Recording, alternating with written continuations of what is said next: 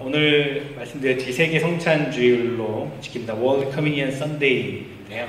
전 세계에 흩어진 모든 교회들이 오늘 예수 그리스도의 몸과 또 피를 먹고 마시면서 성찬의 의미를 되새겨보고 기념하는 주일입니다. 그러면서 모든 교파들이 주님 안에서 한 교회임을, 또 모든 성도들이 주님 안에서 한 형제, 자매임을, 그리고 모든 교회들에게 주님께서 맡겨주신 사명이 있음을 다시 한번 확인하는 것이죠. 저는 우리 올리브교회가 매월 첫째 주일에 성찬식을 갖고 있는 것에 대해 참 자랑스럽게 생각을 합니다. 기쁘게 생각을 합니다. 사실 초대교회는 모일 때마다 성찬을 했죠. 떡을 떼고 잔을 나누면서 주님의 삶과 죽으심을 기억하고 또 사명을 새롭게 다졌었습니다. 초대교회 이후로 계속해서 교회는 매주일 사실 성찬식을 행했습니다. 그러나 최근에 많은 교회들은 이 성찬의 의미를 좀 소홀하게 여기는 그런 경향이 있습니다. 굉장히 좀 귀찮게 여기는 경우들이 있습니다. 그저 1년에 한두 번 정도 부활절이나 성탄절에 행하는 연례의식 정도로 여기는 경우가 많은데요. 그러나 이 성찬의 의식은 분명 주님께서 명령한 것이고 주님의 은혜를 경험하는 통로가 됩니다. 오늘 저희가 이제 성찬식을 행하게 되는데 이 성찬을 통해서 주님이 주시는 은혜를 경험하는 그런 소중한 시간이 되기를 바랍니다. 여러분 살아가시는 것이 어떠십니까? 살아가는 것이 힘들 때가 있죠. 아무것도 할 수 없는 막막한 상태를 만나게 될 때가 있습니다. 열심히 노력하고 또 열심히 살려고 하지만 손에 잡히는 것은 하나도 없고 날마다 점점 더 힘들어가는 그런 모습을 느낄 때가 있습니다. 왜 그럴까요, 여러분? 믿음이 있다라고 하면서도 왜 살아가는 것이 힘들게 느껴지는 것일까요? 우리 인생은, 우리 신앙은 자라가고 한 단계 한 단계 올라가야 되는데 때때로 올라갈 길을 찾지 못하고 제자리만 맴돌 때가 있습니다. 그래서 힘든 것이 아닐까 생각을 합니다. 그러면 어떻게 해야 할까요? 어떻게 해야 우리가 올라갈 수 있을까요? 어떻게 해야 변화가 되고 어떻게 해야 새로워질 수가 있을까요? 주님을 바라보아야 된다는 것입니다. 주님을 바라보고 주님의 말씀에 순종해야 합니다. 그런데 안타깝게도 우리는 자꾸만 주님을 놓치고 맙니다. 주님만 바라보아야 되는데 주님을 놓쳐버리고 세상을 바라본다는 것입니다. 주변의 상황과 조건과 환경만 자꾸 바라보고 생각합니다. 그렇게 되면 같은 문제가 계속해서 반복되게 되어 있는 것입니다. 유대인의 명절이 되어서 예수님께서 예루살렘에 올라가셨습니다. 유대인들은 명절이 되면 모두가 다 예루살렘에 모여들었습니다. 예루살렘에 성전이 있기 때문에 모든 사람들이 명절 때가 되면 예루살렘으로 모였습니다. 사실 성전에 모인다라고 하는 것은 굉장히 중요합니다, 여러분. 자꾸 성전에 모여야 됩니다. 신앙생활하는 데 있어서 우리가 모이는 것은 참 중요한 것입니다. 주님은 주의 이름으로 모이는 사람들을 절대로 외면하지 않으시겠다라고 하셨습니다. 주님의 이름으로 모이면 반드시 거기에 주님이 함께 계신다고 말씀하셨습니다. 중요한 것은 주님을 중심으로 모여야 된다는 거죠. 모이기는 모였는데 사람이 중심이 되고 일이 중심이 되고 엉뚱한 것이 중심이 되면 소용이 없는 것입니다. 교회 안에도 여러분 여러 가지 모임들이 있습니다. 속회 모임도 있고 선교회 모임도 있고 여러 소그룹 모임들이 있습니다. 자꾸 만나고 자꾸 가능한 자주 모여야 됩니다. 모이지 않는 것보다는 모이는 것이 무엇보다 더 좋습니다. 하지만 주님이 중심이 되어 모여야 된다는 것입니다. 우리가 모일 때마다 우리가 이것을 잊어서는 안 됩니다. 물론 우리가 함께 모여서 함께 교제하고 나누는 것도 필요하죠. 중요합니다. 그러나 모임의 중심이 무엇이고 목적이 무엇인지를 우리가 놓쳐서는 안 된다는 것입니다. 예수님께서 예루살렘에 올라가셨을 때 유대인의 명절 기간이라 수많은 사람들이 모여 있었습니다. 모이긴 모였습니다. 많이 모이긴 모였습니다. 그런데 주님이 중심이 된 모임은 아니었습니다. 분명 그 자리에 예수님께서 계신 것은 확실하지만 아무도 예수님을 주목하지 않았습니다. 그래서 주님은 변두리 한쪽으로 밀려나 계시고 말았습니다. 결국 예수님은 양문 곁에 베데스다라고 하는 연못가에 가시게 되었습니다. 베데스다 연못은 길이가 약 300핏 정도 되고요. 넓이가 한 150핏 정도 되는 꽤 큰 연못이었다고 합니다. 그리고 그곳에는 솔로몬의 행각이라고 불리우는 행각이 5개가 있었습니다. 그런데 그 행각 안에는 수많은 병자들이 모여 있곤 했습니다. 많은 병자들이 그곳에 모여 있는 이유는 이 베데스다 연못을 따라서 전해 내려오는 한 전설이 있었기 때문이었습니다. 이 전설에 따르면 이따금씩 하늘에서 천사가 내려와서 그 연못에 물을 이렇게 움직이게 되는데 그럴 때 연못에 물이 움직일 때 먼저 연못으로 뛰어들게 되면 무슨 병이든지 다 낫게 된다는 그런 전설이 있었습니다. 자, 그 전설을 믿고 많은 병자들이 그곳에 모였습니다. 그저 막연한 기대감을 가지고 많은 병자들이 그곳에 모여들고 있었던 것입니다. 자, 그렇게 그곳에 모인 수많은 병자들, 자, 그들의 눈은 지금 어디를 향해 있습니까? 그들의 눈이 지금 향해 있는 곳은 어디죠? 당연히 베데스다 연못을 향해 있었을 것입니다. 다른 것에는 전혀 관심이 없고 온통 언제 천사가 내려올 것인가? 언제 이 연못에 물이 움직일 것인가? 여기에만 관심을 가지고 생각하다가 그 연못만 바라보고 있는 겁니다. 이것이 베데스다 연못의 모습입니다. 여러분 상상해 가시죠? 자, 그런데 그곳에 예수님이 오셨습니다. 능력의 주님, 하나님의 아들, 정말로 그들이 가지고 있는 모든 문제를 해결해 주실 수 있는, 그들의 병을 고쳐 주실 수 있는 예수님께서 그곳에 오신 것입니다. 하지만 어느 누구도 예수님을 맞이하는 사람은 없었습니다. 아니, 맞이하는 것은 고사하고 쳐다보는 사람조차도 없었습니다. 왜일까요? 왜 그렇습니까? 당연히 그들의 시선은, 그들의 눈은 오직 베데스다 연못에만 가 있었기 때문입니다. 그들의 관심은 오직 연못이 언제 움직일 것인가? 여기에만 관심이 있었기 때문에 예수님을 보지 못했습니다. 그렇습니다. 이런 모습이 사실 지금 우리들의 모습은 아닌가 생각해 봅니다. 알고 보면 우리들이야말로 베데스다 연못가에 모여있는 사람들과 다르지 않습니다. 크고 작은 문제를 가지고 걱정을 가지고 있으면서도 전혀 엉뚱한 해결 방법을 바라고 기대하고 있는 우리들의 모습과도 같다는 것입니다. 예수님이 오셨는데도, 예수님이 옆에 계신데도 그분을 바라보지 못하고 연못만 바라보는 우리의 모습은 아닌가 하는 것입니다. 베데스다 연못에 모여든 사람들의 그 머릿속에는 무슨 생각이 있었을까요? 오직 경쟁이 있었을 것입니다. 경쟁심만 가지고 있었을 것입니다. 연못이 움직일 때 내가 가장 먼저 뛰어 들어가야지. 다른 누구보다 내가 먼저 들어가야 돼. 이런 생각뿐이었을 겁니다. 그들에게 있어서 옆에 있는 사람들은 어떤 사람들입니까? 함께 아파하고 함께 힘들어하고 함께 위로해줘야 될 이웃이 아니라 경쟁자들로만 보여지는 겁니다. 내가 살기 위해서, 내가 낫기 위해서는 반드시 이겨야만 하는 나의 경쟁자들 뿐이었습니다. 여러분, 우리는 어떻습니까?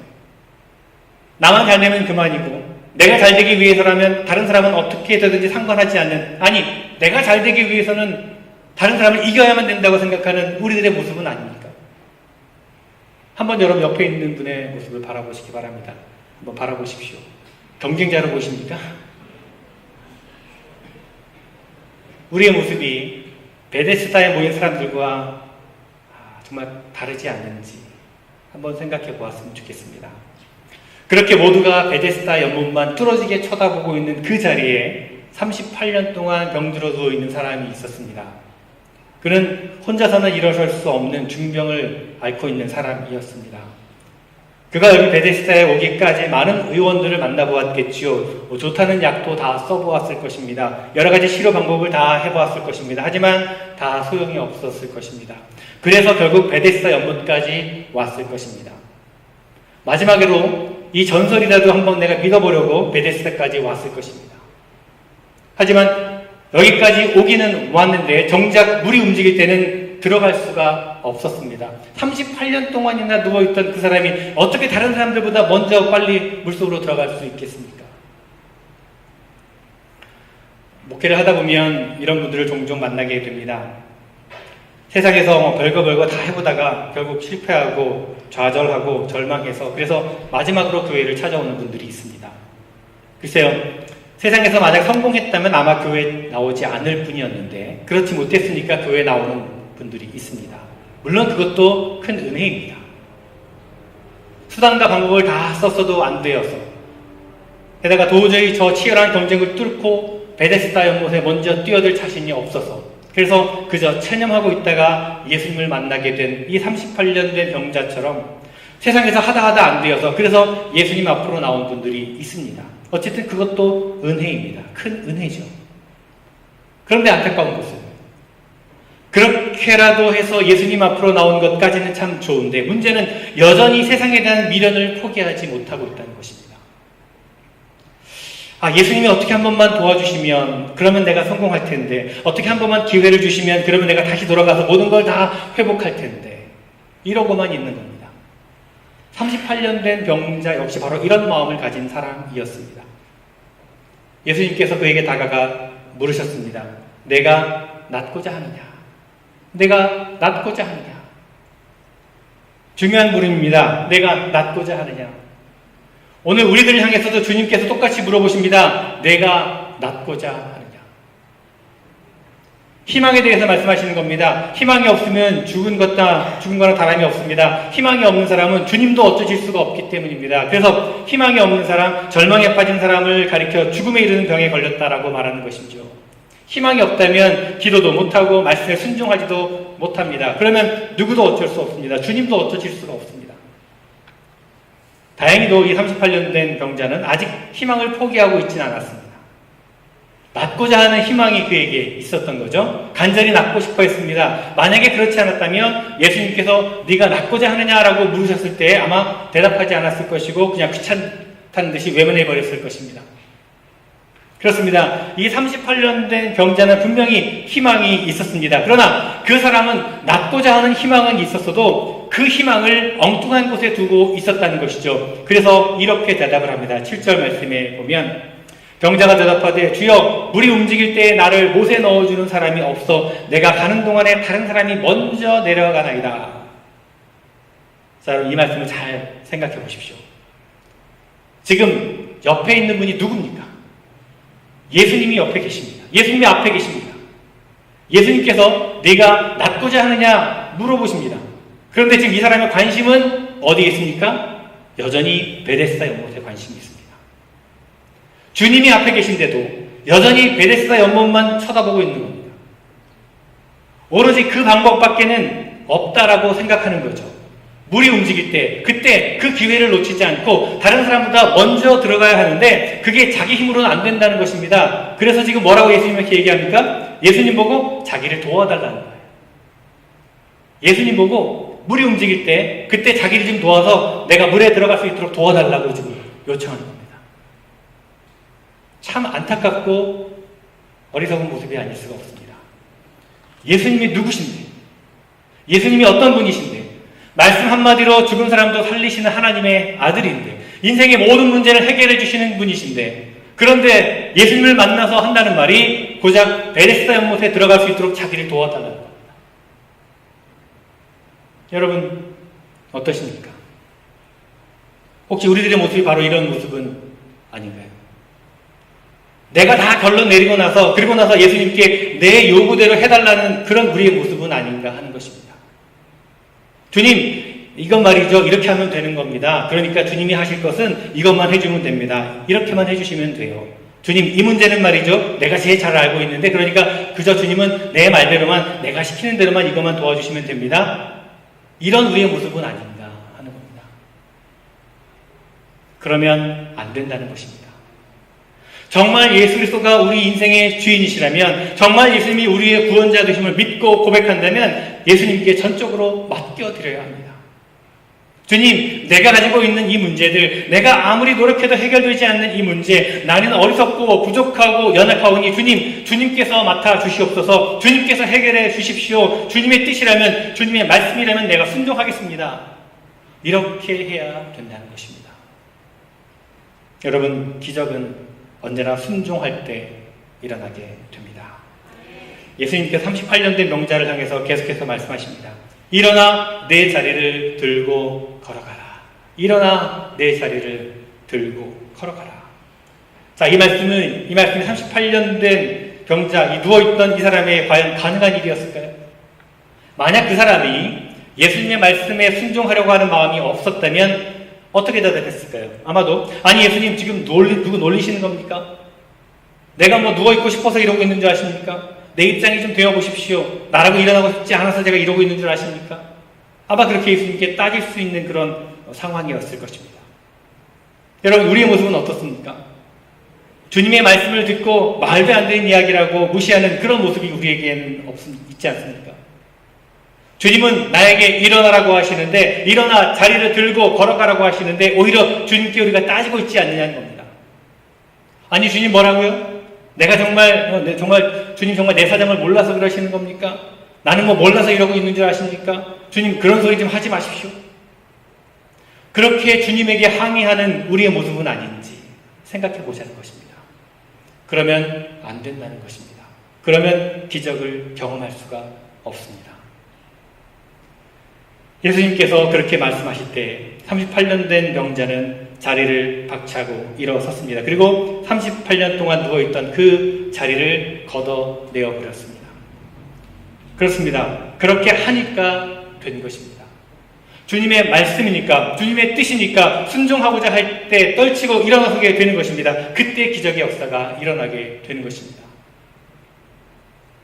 예수님은 그에게 자리를 들고 일어나라고 하셨습니다. 그 자리가 무엇입니까, 여러분?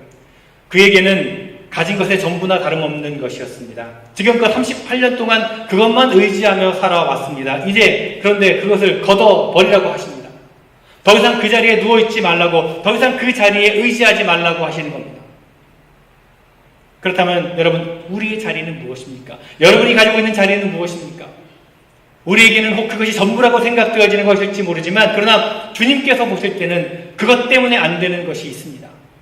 우리는 그것이 없으면 못 사는 것 같지만, 그러나 주님이 보실 때는 그게 없어야 사는 것이 있습니다.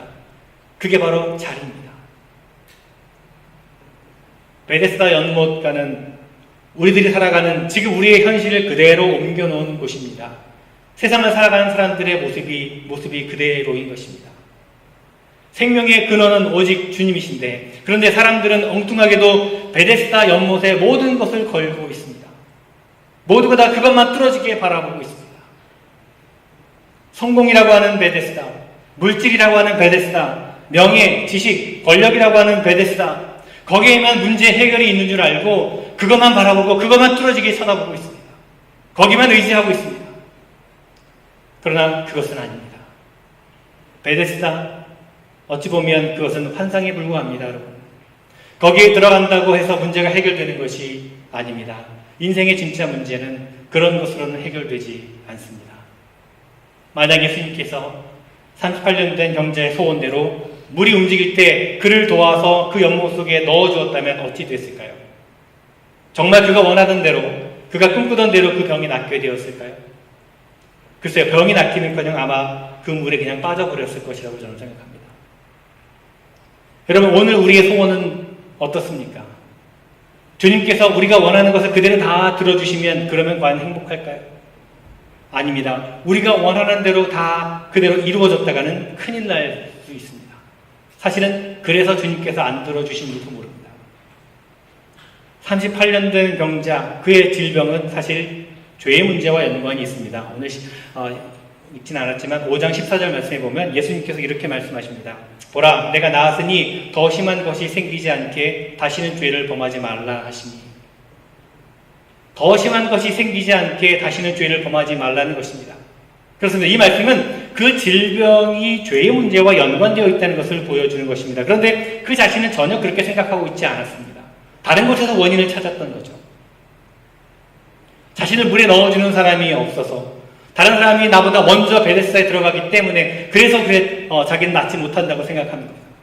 자기 문제는 하나도 없고 다 다른 사람이 문제라는 것입니다. 그러나 아닙니다. 진짜 문제는 어디에 있는가 하면 바로 자신에게 있었습니다. 여러분, 혹시 우리는 어떻습니까? 혹시 부모를 잘못 만나서 그래서 물려받은 재산이 없어 내가 이 모양 이 꼴로 산다고 생각하십니까? 나는 가정 환경이 좋지 못해서 그래서 내가 배운 게 없어서 이렇게 어렵게 산다고 생각하십니까? 누군가 나를 도와주지 않아서 내가 이 모양으로 산다라고 생각하십니까? 사회 제도가 불공평해서 내가 늘 손해만 보고 힘들게 산다고 생각하십니까?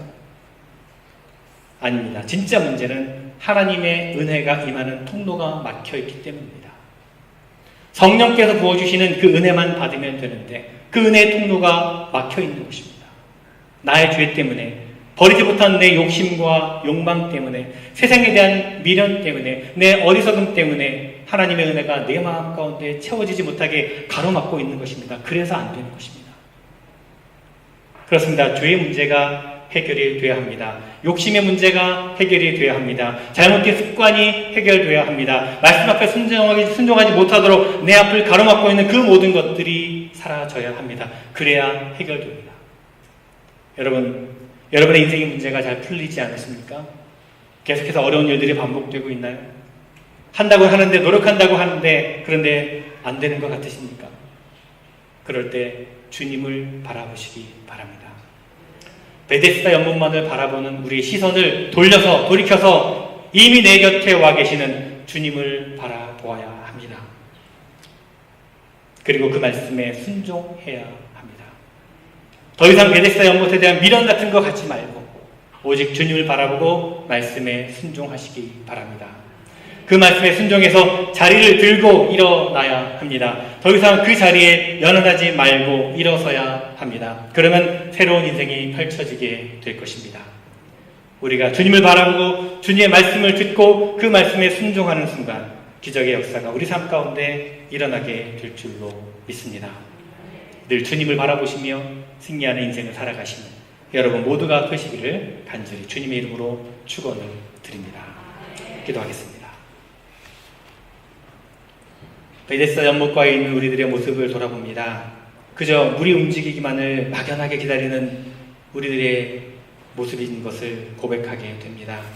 주님께서 내 곁에 오셨는데도 여전히 헛된 것을 바라보는 우리의 모습인 것을 또한 고백합니다. 주님, 우리의 눈을 돌려서 우리에게 다가오시는 주님을 바라보게 하여 주시옵소서. 주님을 바라보며 주님의 말씀에 순종하는 저희들 되게 하여 주시옵소서. 모든 삶의 문제를 주님 앞에 내려놓고 주님이 주시는 은혜를 경험하는 기적을 맛보는 우리 모두가 되게 하여 주시옵소서. 예수님의 이름으로 기도드리옵나이다.